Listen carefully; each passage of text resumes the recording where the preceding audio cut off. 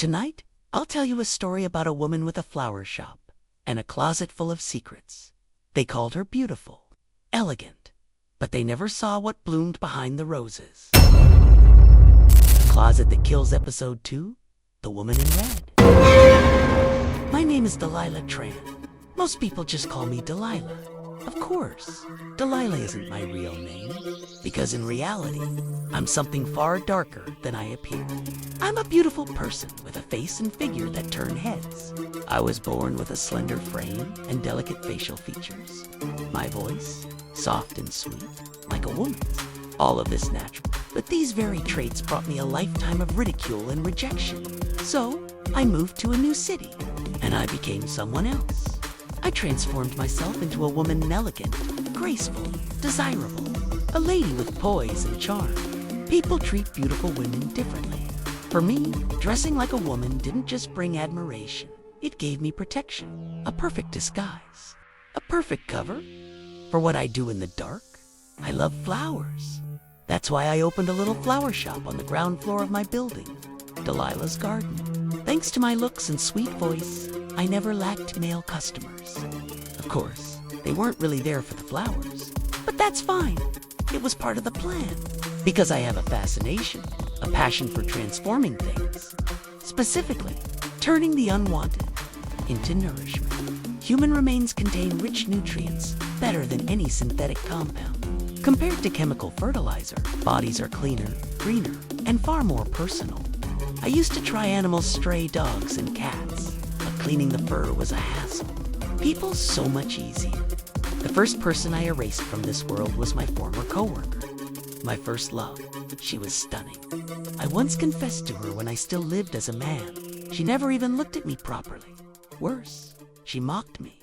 Told others I was more woman than man. A joke. Everyone laughed at me, ... So, one day, I made her disappear. I took her jewelry. Then I broke her down, piece by piece. Her essence nourished a rose bush I still keep today. It bloomed so beautifully, I brought it with me when I moved cities. It became my shop's lucky charm, my talisman. Until a month ago, a delivery truck driver ran over my rose. He drove up onto the curb and crushed it beneath his tires.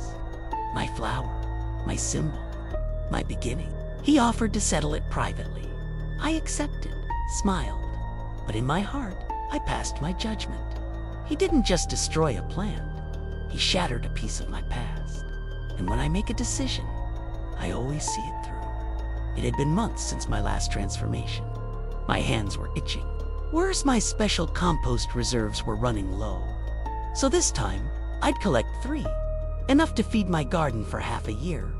First on the list, that delivery man. His name was Truchi Kwok. I did my research. He owned a dog meat hot pot restaurant, married, dirty old man. I invited him to my home for wine. Told him to bring rosés and apology for destroying my rose. Told him to be discreet. He understood. That left 2 more. But I never worried about finding candidates. Thieves come on their own. They knock without knocking. Leave no trace. Hide their faces. Perfect. If they disappear, no one comes looking. No one remembers their names. It's how I've stayed free. I noticed a flyer twisted around my doorknob. Old trick. Meant someone was scouting. I was giddy. Finally, someone had taken the bait. Each day I fixed that flyer carefully, praying they'd return. My apartment has security cameras. I installed them long ago, after my cat tried eating some of my special mix. I turned her into compost, too. The cameras are motion sensitive. If anyone enters, I get an alert. Then one morning, a man named Victor started showing up, ... He lingered, peeked at me from behind flower racks. I knew the type, but he charmed the shoppers. He flattered me, said he loved flowers, said he loved my store.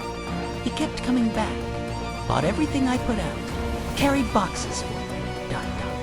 Thanks to him, my inventory sold faster than ever, but my reserves couldn't keep up. I'd waited long enough for the intruder to strike. Still, no sign. So why not him? Victor, I investigated. He was perfect lone, rootless, disposable.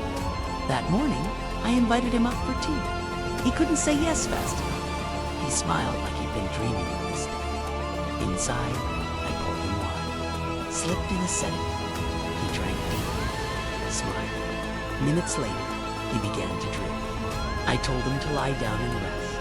When he fell asleep, I took his phone, changed the password, scanned his chats. That's when I learned the truth. He was a thief. He had contacts, shared victims, targets, methods, and one name stood out. Tyler. Now I had two. I couldn't let Raymond see Victor's body, so I hung him in my closet, clean, straight, ready. I washed the glasses, cleaned the scene. Then I left to buy more sedatives. That's when the camera alert hit my phone. Someone was inside. I checked the live feed.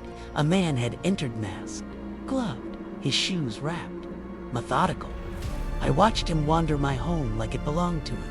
Saw him open drawers, check the rooms. Then he found the bedroom. He reached for the nightstand, pulled out a small box. My jewelry, the pieces I took from him. My first, he pocketed them. That was when I saw it. A tattoo, a wolf snarling on his forearm. I'd seen that before. Victor had mentioned it, sent his contact through a chat. Reliable backup, he said. The name was Lytown, so this was Tyler. My smile stretched. Another one delivered to me. A third gift. I didn't need to go hunting tonight. They were all here, waiting.